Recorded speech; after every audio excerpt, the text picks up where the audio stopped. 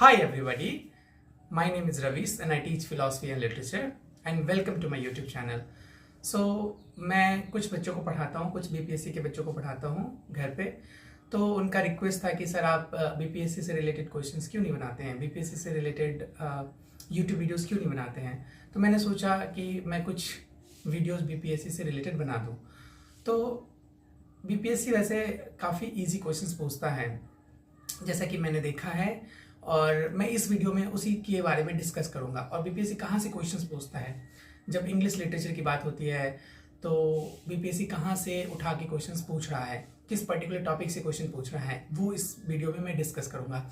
उसके बाद मैं कोशिश करूंगा कि जितने भी टॉपिक्स हैं बीपीएससी ने पिछले एग्जाम्स में पूछे हैं या जो पैटर्न है उस पैटर्न को समझाऊं, उस पैटर्न से क्वेश्चंस उठाऊं और उस पैटर्न से रिलेटेड जितने भी टॉपिक्स होंगे उसको कवर करूं। ठीक है, तो stay with me and keep watching all these videos. मैं जितने भी बीपीएससी से रिलेटेड वीडियोस बनाऊंगा I would highly suggest you to watch it, क्योंकि इसको देखने के बाद आई एम प्रीटी श्योर कि बीपीएससी एग्जाम इजिली इंग्लिश में क्वालिफाई हो जाएगा। ठीक है, तो जैसे पिछले ट्रेंड में, जैसे पिछले मैंने देखा जॉन कीथ से क्वेश्चन पूछ रहा है, टीएस एलियट से क्वेश्चन पूछ रहा है, पर्सी बाइसी शैली से क्वेश्चन पूछ रहा है, विच इज रोमांटिक से क्वेश्चन पूछ रहा है, मॉडर्न से एलियट से पूछ रहा है ना।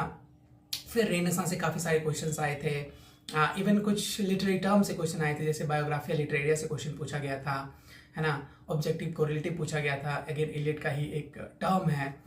उसके बाद मैंने देखा चिनो एचबी से क्वेश्चन पूछा गया, थिंग्स फॉल अपार्ट से, डब्ल्यू ईद से क्वेश्चन पूछा गया। तो ये सारे के सारे टॉपिक्स किसी न किसी यूनिवर्सिटी में प्रिस्क्राइब है। बिहार के जैसे चाहे वो ललित नारायण मिथिला यूनिवर्सिटी हो या पटना यूनिवर्सिटी हो, है ना, इन सारी यूनिवर्सिटी के जो सिलेबस है स्पेशली बीए पार्ट 1 से लेके पार्ट 3 तक, वहाँ से 9th और 10th के बच्चों को पूछा गया है, और जो पीजी के सिलेबस हैं वो पूछा गया है 11th और 12th के बच्चों से। तो मैं कोशिश करूँगा कि इन सारे टॉपिक्स को ईजिली कवर करूँ, क्योंकि मैं पीजी के बच्चों को पढ़ाता हूँ, मैं नेट के बच्चों को पढ़ाता हूँ, तो मेरे लिए काफ़ी ईजी हो जाता है ये जब मैं टॉपिक्स देखता हूँ। तो ठीक है, तो मैं वही कोशिश करूँगा कि I will give my best, so keep watching. पहले कुछ देखते हैं क्वेश्चंस को, पहले कुछ क्वेश्चंस को एनालिसिस करते हैं कि पिछली बार किस तरह के क्वेश्चंस पूछे गए थे, और उससे रिलेटेड टॉपिक्स को भी मैं डिस्कस करूँगा आने वाले सारे वीडियोस में। लेट्स सी किस तरह के क्वेश्चंस पूछे गए थे। जैसे पहला क्वेश्चन है, who wrote the Amoretti sonnet sequence. इसका राइट आंसर इसमें दिया नहीं है, जॉन लिली ने लिखा नहीं है, क्योंकि John Lyly is a member of, एक सेकेंड,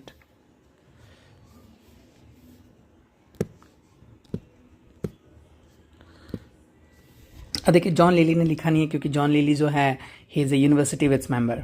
रॉबर्ट बर्न्स ने भी नहीं लिखा है, एडमंड ब्लेंडन ने भी नहीं लिखा है। तो राइट आंसर क्या होगा इसका? Edmund Spenser. Edmund Spenser would be the right answer. ठीक है, क्योंकि एडमंड स्पेंसर ने एमोरिटी जो सोनेट है वो लिखा था एलिजाबेथ बॉयल के लिए, जिनसे उनकी शादी होने वाली थी। तो ये सारे क्वेश्चंस अगर नेक्स्ट टाइम अगर क्वेश्चन पूछेगा एमोरिटी से, तो दे माइट आस्क यू कि एमोरिटी किसके लिए लिखी गई थी या किसको डेडिकेट किया गया था। ठीक है, इस तरह के क्वेश्चन बन सकते हैं। चलिए अगला क्वेश्चन पे देखते हैं। नेक्स्ट क्वेश्चन कह रहा है, which of the following plays was not written by Shakespeare. काफ़ी इजी क्वेश्चन है। शेक्सपियर ने ऐसा कौन सा प्ले नहीं लिखा था इसमें से? विंटर्स टेल शेक्सपियर ने लिखा था, टैम्बरलिन शेक्सपियर ने नहीं लिखा था, the Jio of Malta Shakespeare ने नहीं लिखा था। किसने लिखा था? क्रिस्टोफर मार्लो ने लिखा था। तो right answer would be more than one of the above. ठीक है, नेक्स्ट क्वेश्चन पे चलते हैं। Who term the novel a new province of writing that was a comic epic poem in prose. अब इसका राइट आंसर क्या होगा देखते हैं। ऑप्शन देता है Joseph Addison, Henry James, Robert banyan, more than one of the above. इसका right answer होगा हेनरी फील्डिंग।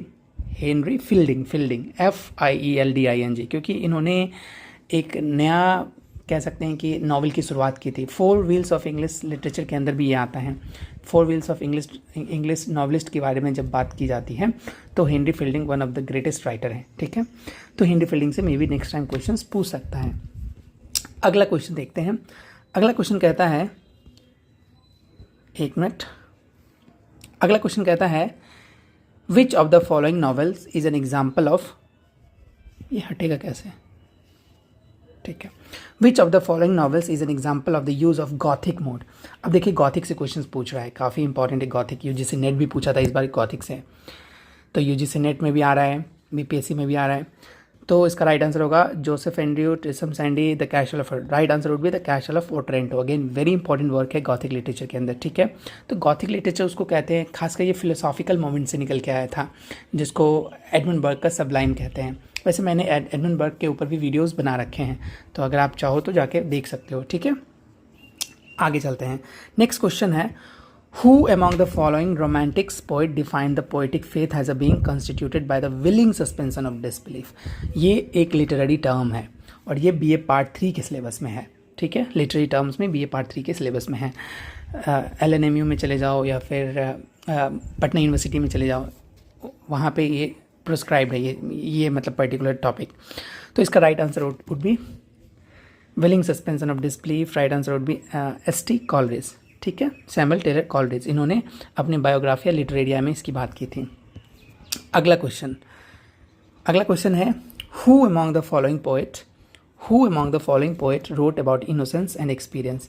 जब भी इनोसेंस एंड एक्सपीरियंस की बात आएगी तो वो हमेशा विलियम ब्लेक होगा, ठीक है। इसको कभी कभी रोमांटिक्स में इसको काउंट करते हैं या कभी कभी प्रिकर्सर टू रोमांटिक्स में काउंट करते हैं, ठीक है। जैसे इनका और भी पोएम्स है, टाइगर टाइगर बर्निंग ब्राइट है ना, लैम्ब, ये सब बहुत इंपॉर्टेंट है, यहाँ से क्वेश्चंस आते रहते हैं बार बार। अब आगे चलते हैं। कहता है, which famous novel do we find the character Heathcliff. ये काफ़ी इजी क्वेश्चंस हैं क्योंकि ये इसका राइट आंसर होगा वुदरिंग हाइट। ये BA पार्ट 2 के सिलेबस में है, इवन शायद PG के सिलेबस में भी है। तो वुदरिंग हाइट से क्वेश्चंस बन रहे हैं। इस बार UGC नेट ने भी पिछली बार क्वेश्चंस पूछा था वुदरिंग हाइट से। नेक्स्ट क्वेश्चन पे चलते हैं। Who wrote the ground breaking work on human evolution title on the origin of species. अब ये मॉडर्निज्म के अंदर आता है जनरली, और ये बायोलॉजी के अंदर भी आता है, लेकिन ये काफ़ी इंपॉर्टेंट है क्योंकि इनकी वर्क की वजह से modern philosophy, modern art, modern culture, modern dynamics change हो गए थे। तो right answer would be Charles Darwin, ठीक है।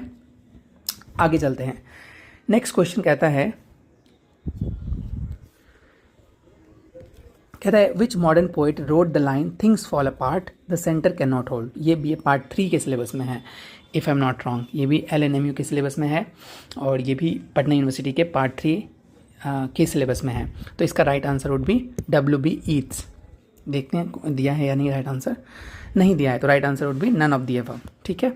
W.B. ईट्स का एक पोएम है, थिंग्स फॉल अपार्ट, पोएम का नाम ही है things fall apart centre can not hold. ये एक्चुअली एक तरह से क्रिश्चियन एलेगरी है, क्रिश्चियन के ऊपर, क्रिश्चियनिटी के ऊपर है। दोबारा से द सेकेंड कमिंग पोएम का नाम है, ठीक है। We will discuss about it, मतलब डिटेल से मैं इसके बारे में चर्चा करूँगा। आगे कहता है, who use the term objective correlative. Very important, again very important, UGC net पूछा करता था पहले। ये इसका राइट आंसर हो गया T.S. एलियट ने पहली बार इस टर्म को कॉइन किया था, ऑब्जेक्टिव कोरिलेटिव, ठीक है। मैंने इसके ऊपर भी वीडियोस बनाए हैं, लेकिन मैं फिर बनाऊंगा। तो अगर आप लोग if you will continue watching these videos तो मैं आगे बनाऊंगा भी इस पर, ठीक है। नेक्स्ट, बस इतना ही है। तो ये था हमारा, अच्छा और भी क्वेश्चंस हैं, एक मिनट, और भी क्वेश्चन है। कहता है, which novelist created the fictional town of Malgudi. Malgudi किसने बनाया था, मालगुडी जो है एक फिक्शनल टाउन किसने क्रिएट किया था। तो right answer would B R.K. Narayan. R.K. Narayan से भी इस बार नेट ने भी क्वेश्चन पूछा है, ओके। नेक्स्ट क्वेश्चन कहता है, which famous Indian literature wrote the novel the home and the world. The home and the world again PG के सिलेबस में है। इसका right answer would B Rabindranath Tagore, ठीक है। नेक्स्ट क्वेश्चन पे चलते हैं। कहता है, who wrote the dystopian novel 1984। Again dystopian से क्वेश्चन आया। डिस्टोपियन बिल्कुल यूटोपियन के उल्टा होता है। यूटोपिया एक वर्क लिखा गया था थॉमस मूर के द्वारा, है ना, और यहाँ पे डिस्टोपियन की बात कर रही है। तो जॉर्ज ऑरवेल का बहुत फेमस वर्क है 1984।